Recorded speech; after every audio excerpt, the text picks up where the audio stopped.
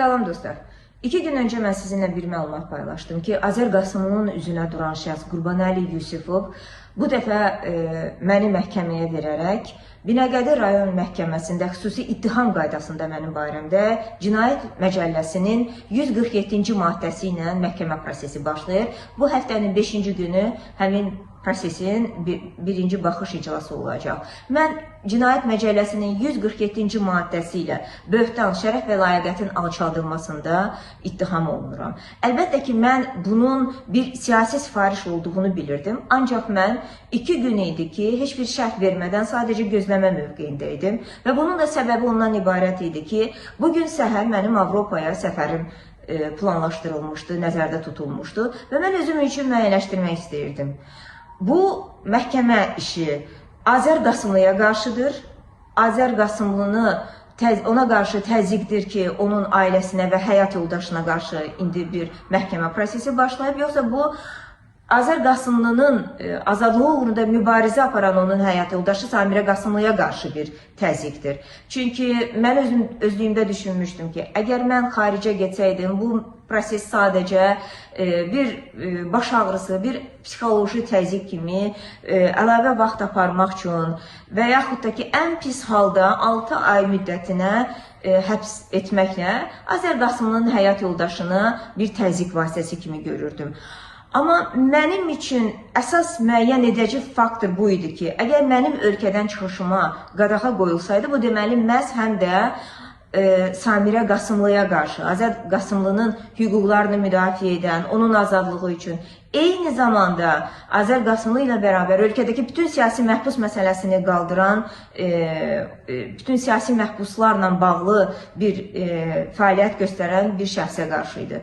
Və mən təxminimdə yanılmamışdım. Bugün səhər mənə Bakı aeroportunda bildirildi ki, Daxili İşlər Nazirliyi tərəfindən mənim ölkədən çıxışıma qadağa qoyulub. Halbuki, hələ məhkəmə prosesi icraata götürülməyib, daha doğrusu mənə qarşı irəli sürülən şikayət icraata götürülməyib. Ona görə də mənim bu prosesual olaraq bu mərhələdə ölkədən çıxışıma qadağa qoyulmamalıydı. Və Daxili İşlər Nazirliyinin bu bəhanə ilə mənə qarşı ölkədən çıxışıma qadağa qoyulması artıq bu demək idi ki, mənim fəaliyyətimə qadağa qoyulurdu. Çünki Azər Qasımlı həbs olunan günü 8 dekabr 2024-cü ildə mən Bakı şəhəri Yasamal rayon polis idarəsinin qarşısında belə bir söz demişdim ki, əgər bugün Azər Qasımlı həbs olunursa və bundan əvvəl əgər 1 Qasımlı danışırdısa, bundan sonra 2 Qasımlı danışacaq. Məsələ burasındadır ki, danışmaq heç də hər zaman səsli olmur. Mən çox hayküy salmadan, aktiv şəkildə səsli danışmadan, lakin mən Azər Qasımlının azadlığı uğrunda, eyni zamanda digər siyasi məhbus məsələlərini qaldıraraq, mən son 17 ayda mənim fəaliyyətim daha çox bundan ibarət idi. Və mən bugün gördüm ki, artıq mənim bu fəaliyyətim hakimiyyəti ciddi şəkildə narahat etməyə başlayıb və ona görə də mənim ölkədən çıxışıma, mənim bu barədə beynəlxalq aləmdə, beynəlxalq platformalarda danışmağıma, bir siyasi məhbus ailəsinin dilindən bu məsələnin qaldırılmasına, bu fəaliyyətin aparılmasına bir narahatçılıq var.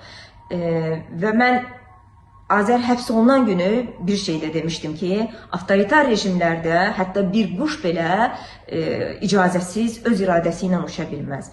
Mən bilirəm ki, Qurbanəli Yusifov, mənə qarşı şikayət iddiasını qaldıran Qurbanəli Yusifov, əvvəlcədən dediyim kimi, Azər Qasımlıya qarşı da bir alət idisə, bugün o həm də mənə qarşı bir alətdir. Mən əminəm ki, bəlkə də heç onun bu məsələdən əvvəlcədən xəbəri yox idi, sadəcə onun qarşısına bu şikayəti qoyulub ki, sən indi bu dəfə artıq Samirə Qasımlının üzünə durmalısan və Samirə Qasımlının ondan bir şikayətçi olmalısan. Deməli, indi proses artıq mənim üzərimdədir. Yəni, Azər Qasımlının həyat yoldaşı, bir siyasi məhbusun həyat yoldaşına qarşı, ailəsinə qarşı yeni bir proses başlanılır. Bu, yenə dediyim kimi, bir tərəfdən əgər Azər Qasımlıya qarşı təzyiqdirsə, eyni zamanda da onun hüquqlarını müdafiə edən, onun azadlığı üçün bir çaba göstərən, eyni zamanda digər siyasi məhbuslarla bağlı bir məsələni qaldıran, bu barədə danışan bir şəxsə qarşı artıq belə bir təzyiq prosesi başlayıb. Yaxın günlərdə proses irəlilədikcə mən sizə bu barədə məlumat verəcəyəm. Necə deyərlər, yola çıxdıqca, yolu getdikcə yol bəlli olur. Qarşıda nə gözləyir, biz onda görəcəyik. Bir də mənim bütün mediadan, müstəqil media platformalarından xahişim budur ki, mənim bu müraciətimi yaysınlar və ölkədə hər kəs bilsin ki, siyasi məhbuslarla bağlı, onların ailələri ilə bağlı nələr baş verir. Yəni, siyasi məhbusun özü təcrid olunursa, onunla kifayətlənməyərək, əgər onun azadlığı uğrunda mübarizə aparan ailə üzvü varsa, artıq növbəti hədəf onun ailə üzvüdür. Ona görə xahişim budur ki, mümkün qədər mənim bu müraciətimi, bu çıxışımı paylaşın ki, görsünlər ki, indi birbaşa hədəf artıq siyasi məhbusun ailəsidir.